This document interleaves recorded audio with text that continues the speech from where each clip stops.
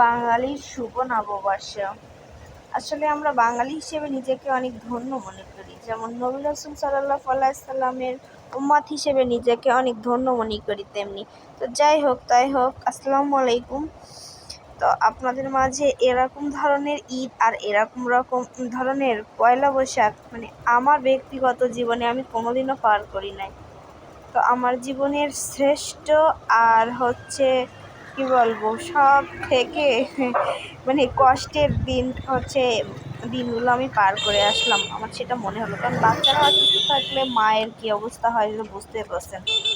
যেই পরিমাণের অসুস্থ আমার পুরো ফ্যামিলি, তার সঙ্গে মাহে রমজান চলে যাচ্ছে শেষ, আর জীবনে পাবো কিনা সন্দেহ আছে। তারপরে ঈদ, পয়লা বৈশাখ, সব একসঙ্গে। আমার বাচ্চারা এই গরম, প্রচুর গরম, মনে হচ্ছে খোদা তাআলা দোজখ কি জিনিস, কেমন জিনিস আমি জানি না, শুধু বুঝতে পারি, শুনে বা অনুভব করতে পারি। তবে মনে হয় এরকম চাই, আমি বুঝতে পারছি না। আমার কি সুস্থ শান্ত মেয়ে আমার কোলে করে ঘুরতেছে, তো না দেখালেই নয়।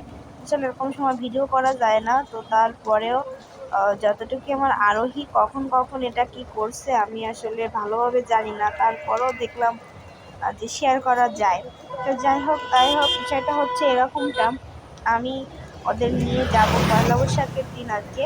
তো যাব আমি আমার রোহিকে নিয়ে ডাক্তারের কাছে যাব। তো তার আগে এটা হচ্ছে ওর ফুফির বাসায় যাচ্ছিল, তো সেখান থেকে রাস্তাতেই আমি ওকে কোলে করে নিয়ে যাচ্ছিলাম। খুবই আর্জেন্ট, সেখান থেকে এসে আমরা তড়িঘড়ি করে রেডি হয়ে, তো এই যে রেডি হয়ে নিলাম, নিয়ে ওর বড় মামা আর ছোট ভাই আর আরোহী তো অবশ্যই আছে, আমি রুহি একসঙ্গে গেলাম। তো যাওয়ার পরে অনেকটা সময় বসেছিলাম, যেহেতু রিপোর্টের ব্যাপার ছিল, তো রিপোর্ট নিয়ে আসতে আমাদের সময় তো লাগবেই। তো এখানে বিল মিটিয়ে আসলে এখানে প্রসেসিংগুলো হচ্ছিল, তো আমরা বসেছিলাম। তো এখানে পরিবেশটা অনেক সুন্দর। ভিডিওটা আসলে আমি করতে পারি নাই পুরাটা, তো আমার আরোহী করেছে, ও আসলে কৌতূহলবশত করছে। তো তারপরও দেখেন, এটা ফকিরহাটের কোনো একটা ক্লিনিক, হাসপাতাল না। তো যাই হোক, হাসপাতালের পাশে এই ক্লিনিকটা করে।